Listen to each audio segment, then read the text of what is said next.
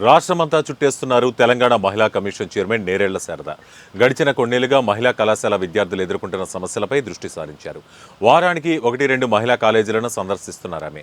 తాజాగా మాదాపూర్లోని శ్రీ చైతన్య మహిళా కాలేజీని ఆకస్మిక తనిఖీ చేశారు. విద్యార్థుల తరగతుల గదికి వెళ్లి వారు ఎదుర్కొంటున్న సమస్యలను అడిగి తెలుసుకున్నారు. ఆ తర్వాత విద్యార్థుల వసతిని పరిశీలించారు. కాలేజీ హాస్టల్ మెస్లో తనిఖీలు నిర్వహించారు. అక్కడ పరిశుభ్రత లేకపోవడంతో చైర్మన్ ఆగ్రహం వ్యక్తం చేశారు. ప్రిన్సిపల్ ఎవరు? ఎక్కడికి వెళ్ళారు? పిలవండి. ఆవిడ మొబైల్ కూడా తీసుకొని రండి. హాస్టల్ పైన హాస్టల్ ఎక్కడుంది?